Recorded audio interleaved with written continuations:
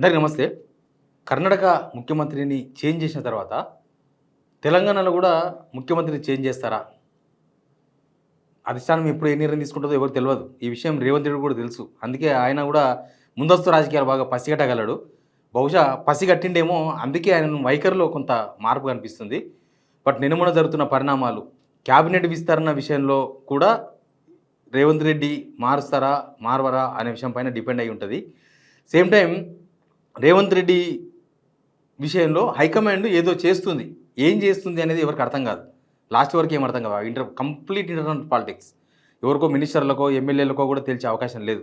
వాళ్ళు ఎప్పుడో ఫైనల్గా ఒక ప్రకటన చేస్తారు, అంతే. ఫైనల్గా బయటకు వస్తుంది తప్ప మిగతా విషయాలు రాదు. బట్ ఏం జరుగుతుంది అనేది చాలా ఇంపార్టెంట్. రేవంత్ రెడ్డి కూడా అదే ఆరాధిస్తున్నాడంట. అసలు ఏం జరుగుతుంది, ఏంది, వీళ్ళ ఉద్దేశం ఏంది? ముందు సబ్స్క్రైబ్ చేయండి, షేర్ కూడా చేయండి. ఏంది ఆయన వైఖరి అంటే, రేవంత్ రెడ్డి కూడా నేను చెప్తున్నట్లుగా రాజకీయంగా పరిపాలకునిగా ఆయన ఫెయిల్ అయిపోయి ఉండొచ్చు, కానీ రాజకీయ నాయకుడుగా రేవంత్ రెడ్డి 100% సక్సెస్ అయిపోయాడు. 17 ఇయర్స్కే ముఖ్యమంత్రి అని అంటే నాటి జోక్ కదా. అది కూడా కాంగ్రెస్లో ఎంతోమంది తోపులు ఉన్నాగా, ఎంతోమంది మేము లాయలిస్టులమని, మేము కాంగ్రెస్ కుర్రుద్దులమని, మొత్తం కాంగ్రెస్ మేమే, ఎప్పటి నుంచో మేము కాంగ్రెస్లో ఉన్నాం, ఇట్లా చెప్పుకునే చాలామంది ఉన్నా కూడా రేవంత్ రెడ్డి ముఖ్యమంత్రి అంటే అది అంత ఈజీ విషయమేం కాదు. అది ఆయన టాలెంట్ 100%. అయితే అందుకే ఆయన ముందు జరగబోయే రాజకీయాలను కూడా బహుశా ఆయనకు అర్థమైనట్టుగా కనిపిస్తుంది. అందుకే కొన్ని రోజులకి ఆయన మాట్లాడుతున్న మాట ఒకటి ఉంది, 2034 దాకా నేనే ముఖ్యమంత్రిని. అంటే జనాల మనసుల్లో ఈయననేనంటే ముఖ్యమంత్రి అని చెప్పడం, ఒక ఎస్టాబ్లిష్ చేసే ప్రయత్నం చేయడం ఒకటి.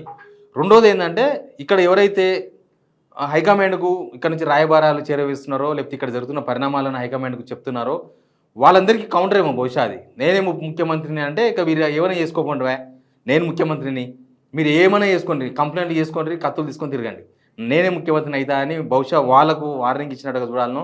అదేందో తెలియదు. కానీ జరుగుతున్న పరిణామాలు, ఇప్పుడు ఆయన జిల్లా పర్యటన తీసుకున్నాడు. 2.5 సంవత్సరాలైంది గవర్నమెంట్. కొత్తగా 2.5 సంవత్సరాలైనందుకు గవర్నమెంట్ జనాలకు ప్రకటించబోతున్నది ఏమీ లేదు. కానీ ఆయన జిల్లాల పర్యటన చేపట్టిండు.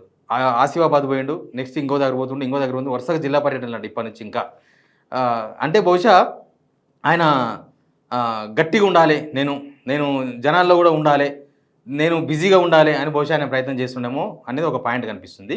ఇంకొకటి ఏంటంటే, మంత్రివర్గ విస్తరణ లేకపోతే మంత్రివర్గ షఫ్లింగ్, అంటే మొత్తం శాఖలు మార్చడు, అవసరమైతే పనిచేయని మంత్రులను తీసేసి కొత్త మంత్రులను పెట్టడము, ఇట్లాంటివి చాలా ఎపిసోడ్స్ కనిపిస్తున్నాయి కదా మనకు. ఎప్పుడైతే తెలియదు, అవుతుందా కాదా అనేది కూడా మనం చెప్పలేని సిచ్యువేషన్. ఇప్పుడు రేవంత్ రెడ్డి ఏంటంటే, క్యాబినెట్ రీషఫ్లింగో క్యాబినెట్ విస్తరణ అంటే ఇంకా 2 ఖాళీగా ఉన్నాయి కదా, అట్లాంటివి ఒకరిద్దరు మార్చడమో, లేకపోతే ఇంకా 2 ఖాళీగా ఉన్నాయి, అవన్నీ నింపేస్తే ఇంకా నాకు ఒక స్థిరత్వం వచ్చేస్తుంది. నేనే ముఖ్యమంత్రిగా ఉండే ఇంకా మొత్తం ఎలకాలం, అంటే 2028 వరకు నేనే ముఖ్యమంత్రిని ఉంటా అని సంకేతాలు ఆయన కూడా వస్తాయి. ఆయన చెప్పాల్సిన అవసరం లేకుండానే చాలామందికి అర్థమైపోతుంది. అందుకే ఆయన ఎంతసేపటికి తొందరగా రిషఫ్లింగ్ చేయించాలి, టైం దగ్గరకు వచ్చింది, ఇప్పుడు రిషఫ్లింగ్ చేయించాలి, తొందరగా క్యాబినెట్ అనేది ఒక చేంజ్ చూపిస్తే నా సీఎం సీటు పదిలమవుతుంది, నా సీఎం సీటుకు ఇంకా డోకా ఉండదు అన్న సంకేతాలు పోతాయి క్యాడర్కైనా, ప్రజలకైనా, పార్టీ లీడర్లకైనా అనేది ఆయన చేస్తున్న ప్రయత్నం. కానీ ఎక్కడనో ఆగుతుంది హైకమాండ్ ఈ క్యాబినెట్ రిషఫ్లింగ్ విషయంలో. ఎందుకంటే ఇప్పుడు అక్కడ సిద్ధరామయ్య రాజీనామా చేసి డీకే శివకుమార్ ముఖ్యమంత్రి అయిన తర్వాత ఏమైంది, పాత క్యాబినెట్ మొత్తం రద్దు అయిపోయింది. కొత్త క్యాబినెట్, సరే పాత దాంట్లో కొంతమంది తీసుకోవచ్చు వాళ్ళు, కానీ ఇంకా కొత్తగా కదా, కొత్త వాళ్ళకి అవకాశాలు వస్తుంది, కొత్త క్యాబినెట్ ఉంటుంది. అట్లా ఏమన్నా ప్లాన్ ఉందా? మళ్ళీ ఇప్పుడు మార్చి, మళ్ళీ ఒక 6 నెలలకు మార్చి, మళ్ళీ ఒక 3 నెలలకు మార్చి, ఈ ప్రయత్నాలంతా ఎందుకు? ఒకటేసారి చేసేటప్పుడు చేసేస్తే, నెక్స్ట్ ఎలక్షన్ క్యాబినెట్ పెట్టేస్తే ఎలక్షన్ ప్రిపరేషన్ ఇంకా నెక్స్ట్ రేవంత్ రెడ్డి ఫేస్ మీద పోతే కాంగ్రెస్ ఎట్లా ఉంటుంది అనేది హైకమాండ్ కూడా బహుశా అర్థమై ఉండొచ్చు. అర్థం కాకుండా ఏమి ఉండదు. వాళ్ళు అంతా నలిగి ఉన్నారు, ఇన్ని సంవత్సరాలు, ఇన్ని ఏండ్లు, ఇన్ని గవర్నమెంట్లు, ఇన్ని రాష్ట్రాలు అన్ని చూసిన వాళ్ళే వాళ్ళు. కాబట్టి నెక్స్ట్ ఎలక్షన్ కోసం పోదామంటే రేవంత్ రెడ్డి ఫేస్ మీద అయితే ఎలక్షన్ పోయే అవకాశాలు ఎక్కడ కనిపిస్తలేవు. సరే, మరి రేవంత్ రెడ్డి ఏమైనా ఊరుకుంటాడా? మంచి రాజకీయ నాయకుడు, తోపు రాజకీయ నాయకుడు, గవర్నమెంట్ ఉంచుతాడా పడగొడతాడా అనే దానిలో అంచనాలు ఉంటాయి. వాళ్ళు గ్రౌండ్ వర్క్ వాళ్ళు చేసుకుంటారు, అదే విషయం. నిన్న ఏమైందంటే, ఒక ఇంపార్టెంట్ ఎపిసోడ్ జరిగింది. మీనాక్షి నటరాజన్ ఉన్న ఫలంగా జానాడ్ దగ్గర పోయింది. ఇది చాలా సీక్రెట్. ఇది పార్టీ వాళ్ళు కూడా తెలుసో తెలియదు, నాకు తెలుసు, నేను కన్ఫర్మ్ చేసుకునే మాట్లాడుతున్నా. జానాడ్ దగ్గరికి నిన్న ఆల్మోస్ట్ 8:15 పోయింది మేడం. 8:15 పోయి 9 దాకా ఆల్మోస్ట్ 45 1 అవర్ 1-to-1 చర్చ జరిగింది. ఇద్దరే, ఎవరు లేరు. ఓన్లీ కాఫీ ఎనికి మాత్రమే సిబ్బంది లోపలికి ఉంది తప్ప ఎవరు లేరు. ఆ ఇద్దరి మధ్య ఏం చర్చ జరిగింది, జానారెడ్డితో ఏం చర్చ జరిగింది, హైకమాండ్ దూత మీనాక్షి నటరాజన్ జానాయుడుతో చర్చ సమావేశాలు జరిగినాయి అనేది కూడా అది కూడా ఒక పాయింట్. అసలు దేనికోసం జరిగిందనే పాయింట్ ఇప్పుడు ఒక చర్చ జరుగుతుంది. ఇంకోటి ఏంటంటే రేవంత్ రెడ్డి ఊకే పొద్దుగాలేసి జానారెడ్డికి పోతుండే ఇంతకుముందు. లాస్ట్ నాకు తెలిసి ఒక 4-5 మంత్స్ అయిందో 6 మంత్స్ అయిందో పోతలేడు. జానారెడ్డి రావద్దని చెప్పినట్టు. జానారెడ్డి మీరు మా ఇంటికి రాకండి ఊకే, ఏమన్నంటే ఫోన్లో కాంటాక్ట్ కాండి అని చెప్పినట్ట. మరి అట్లా చెప్పిండు అంటే బహుశా ఢిల్లీ పరిణామాలు ఆయనకున్న ఇన్ఫర్మేషన్ ఏందో మనకు తెలియదు. కాబట్టి బహుశా అనవసరంగా మనం ఎందుకు దీనిలో ఇన్వాల్వ్ అవ్వాలనుకున్నాడా లేకపోతే ఇంకా ఏమో తెలియదు. కానీ జానారెడ్డి కూడా ఆయన రావద్దని చెప్తున్నాడట. రేవంత్ రెడ్డిని ఇంటికి రావద్దు, ఆయనకి చెప్పినట్టు డైరెక్ట్ ఇంటికి రాకండి, ఏమన్నంటే ఫోన్లో మాట్లాడండి. బహుశా మరి అది కూడా దేనికి సంకేతమో తెలియదు. మీనాక్షి నటరాజన్ ఏం మాట్లాడింది ఏం కదా అనేది కూడా ఏం అర్థమైతే లేదు. ఇప్పుడు రేవంత్ రెడ్డి ఏం చేస్తున్నాడంటే అసలు హైకమాండ్ ఏం చేస్తుంది దాని మీద కాన్సన్ట్రేషన్ చేసినట్ట. అసలు మంత్రులు ఏం చేస్తున్నారు, మంత్రులు ఎక్కడ పోతున్నారు, మంత్రులు ఏం చేస్తారు, ఆయన కూడా భయం ఉంటుంది కదా. సిద్ధరామయ్య అంత పెద్ద లాయలిస్టు ఏ పార్టీకి వెళ్ళి వచ్చి ఉండొచ్చు కాక, కానీ ఈయనలాగా కాదు. ఆయన దాదాపు కాంగ్రెస్లో చేరి 2-3 దశాబ్దాలు అయింది. ఈయన వచ్చి జస్ట్ ఎన్ని రోజులు అయింది, 2017-18 ఆయన కాంగ్రెస్లోకి వచ్చిండు. కరెక్ట్ 9-10 సంవత్సరాలు కూడా కాలేదు. అంత పెద్ద లాయలిస్ట్ మళ్ళీ ఆయన. ప్లస్ అతిపెద్ద సామాజిక వర్గం సిద్ధరామయ్యది. ప్లస్ సిద్ధరామయ్య కనుక తలుచుకుంటే గవర్నమెంట్ పడిపోతుంది ఆడ కర్ణాటకలో. ఆయన కనుక నేను ఒప్పుకోను ముఖ్యమంత్రి పదవి దిగనికి అంటే మినిస్టర్లు చాలామంది ఎమ్మెల్యేలు సపోర్ట్ చేసేస్తారు సింపుల్గా. ఆయన ఒప్పుకొని సరే okay no problem DK Shivakumar ముఖ్యమంత్రి గారికి నేను ఒప్పుకుంటా, నేను రాజీనామా చేయడానికి ఒప్పుకుంటా అన్నప్పుడు మాత్రమే అక్కడ గవర్నమెంట్ స్టేబుల్ అయింది. ఇప్పుడు అంత పెద్ద మనిషిని అంత పెద్ద టాల్ పర్సన్నే హైకమాండ్ మేనేజ్ చేయగలిగింది, ప్లస్ దింపింది సీఎం నుంచి. ఇప్పుడు రేవంత్ రెడ్డి ప్రాబ్లం అదే. అరే ఆయననే దింపింది, ఆయన అనుకున్నాడు బహుశా అక్కడ అట్లా కుదరదని, కానీ కుదిరింది.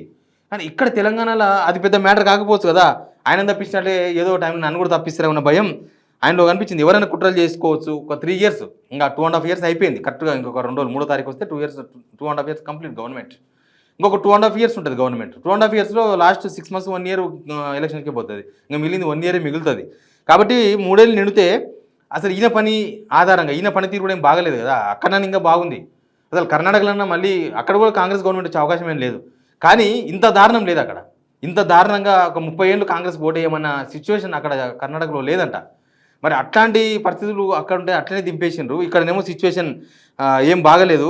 మనం ఒక పోల్ కూడా పెట్టాం, తెలంగాణ ప్రజలు ఏమనుకుంటున్నారు ఏమన్నా చెప్తారా అని. కర్ణాటకలో జరిగినట్టు తెలంగాణలో కూడా సీఎం మార్పు అవసరమా అంటే ఇక ఎంత వచ్చిందని నాకు తెలియదు. జస్ట్ 4 hours అయింది, ఒక 9,000 ఓట్లు వచ్చినాయి. ఒకసారి వస్తున్నాయి ఓట్లు వస్తున్నాయి. ఎక్కువ ఓట్లు మార్చాలనే దాని మీదే ఉంది. తెలంగాణ సోయిలేని సీఎంతో తెలంగాణ ఎలా బాగుపడుతుంది, చాలా అవసరమా అంటే చాలా అవసరం సీఎం మార్పు. మాకు మార్పు కావాలి, సీఎం పోవాలి అంటే ఎవరు నవీన్ కుమార్. మామూలు అవసరం కాదు, అత్యవసరం అంట వీరయ్య. ఎస్ తప్పకుండా మార్చాల్సిందే పురుషోత్తం. ఎన్ని కామెంట్. తెలంగాణలో కాంగ్రెస్ బతకాలంటే సీఎం మార్పు అవసరం. సలాకుల సంపత్ రేవంత్ మార్పు చాలా అవసరం. ఇన్ని కామెంట్స్ని హైదరాబాద్తో పర్మిషన్ ఎందుకు కూలగొట్టినారు. కాంగ్రెస్ని మార్చడం అవసరం, కాంగ్రెస్నే మార్చాలంట అగ్రజ చంద్ర. పార్టీ మార్పు అవసరం. మార్పు అంటే లాస్ట్కి ఈయననే మార్చాలని కోరుతున్నారు ఏందో.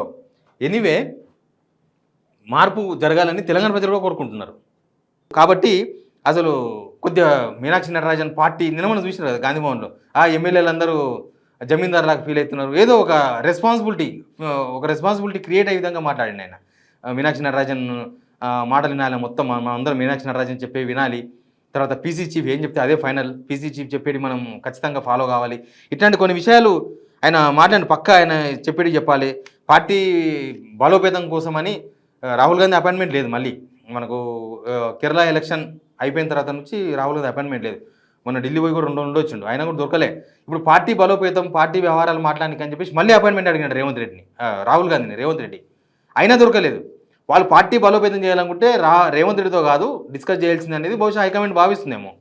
వాళ్ళతో కాదు, ఇక్కడ ఉన్న వారు ఉన్నారు, వేరే వాళ్ళు ఉన్నారు, వాళ్ళతో మాట్లాడాలి, రేవంత్ రెడ్డితో కాదు అని వాళ్ళు ఏమైనా డిసైడ్ అయినామో. ఏం జరుగుతుందో తెలుస్తలేదు. కానీ జరుగుతున్న పరిణామాలంతా కూడా కొంత డిఫరెంట్గా కనిపిస్తున్నాయి. ఆయనకి డిఫరెంట్గా కనిపిస్తున్నాయి, ఆయనకి తేడాగా కనిపిస్తున్నాయి. ఇది అంత ఈజీగా 2030 దాకా మనం ముఖ్యమంత్రి అని చెప్పుకున్నంత ప్రెస్ మీట్లో చెప్పినంత ఈజీగా గ్రౌండ్లో కనిపిస్తలేదు. గ్రౌండ్ అంటే కాంగ్రెస్ గ్రౌండ్లో ఆయనకు ప్రజల్లో కూడా అంత విశ్వాసం లేదు కదా. సిద్ధరామయ్య కన్నా కనీసం జనాల్లో కొంత ఫేవరబుల్ ఉంది. ఆయన సొంత సామాజిక వర్గానే ఉంది. ఇక్కడ రేవంత్ రెడ్డికి సొంత సామాజిక వర్గం కూడా సపోర్ట్గా ఉన్నట్టుగా కనిపిస్తలేదు కదా ఇక్కడ. ఎందుకంటే ఎక్కువ నష్టపోయింది కూడా ఆ సామాజిక వర్గం అనేది జరుగుతుంది. కానీ అక్కడ ఏం జరిగింది, హైకమాండ్లో ఏం జరుగుతుంది, అక్కడ వీళ్ళ దూతలు ఉన్నారు. ఉన్నాడు కదా కేసీ వేణుగోపాల్, ఈయన దూతనే కదా. కానీ అక్కడ జరిగే పరిణామాల మీద కాన్సన్ట్రేషన్. మంత్రులు ఏమైనా కంప్లైంట్ చేసినరా, మంత్రులు కర్ణాటక సీఎం మార్పు తర్వాత ఇక్కడ నుంచి ఏమైనా కాంప్లైంట్స్ వచ్చినాయా, లేకపోతే అక్కడి నుంచి ఇక్కడ ఏమైనా సర్వేలు చేస్తున్నారా, ఇక్కడ పనితీరుని ఎవరు లెక్కలు చేస్తున్నారు, ఎవరు సీఎం పనితీరు మీద ఎవరు క్యాలిక్యులేట్ చేస్తున్నారు, ఇట్లాంటి హైకమాండ్ వ్యూ ఏంది అసలు తెలంగాణ రాజకీయాల మీద, ఇట్లాంటివన్నీ తెలుసుకునే ప్రయత్నాలు ఉన్నాయంట ఆయన. బట్ ఏదో జరుగుతుందనే చర్చ మాత్రం చాలా ఉంది. బహుశా క్యాబినెట్ రీషఫ్లింగ్ అట్లాంటివి వస్తే కొంత క్లారిటీ వచ్చే అవకాశం ఉంటుంది. ఇప్పుడు క్యాబినెట్ రీషఫ్లింగ్ మీద పక్కా ఇప్పుడు అయిపోతుందని చెప్పని కూడా ఏమీ కనిపిస్తలేదు. ఢిల్లీ వచ్చిన వాళ్ళు కూడా అయిపోతుందని అంటలేరు వాళ్ళు కూడా ఏమో మరి ఉందేమో అని మేము కూడా పోయి కలిసి వస్తున్నాము. బట్ అవుతుందేమో, అయితే మాత్రం మాకు వస్తుంది అన్న ఆశాభావం వ్యక్తం చేస్తున్నారు. బట్ క్యాబినెట్ రీషఫ్లింగ్ సీఎం మార్పుతో అవుతుందా, మామూలుగానే అవుతుందా, ఇట్లాంటివన్నీ కూడా చూడాల్సింది. ముందు మనకు అర్థమవుతాయి ఇవన్నీ కూడా. Please subscribe.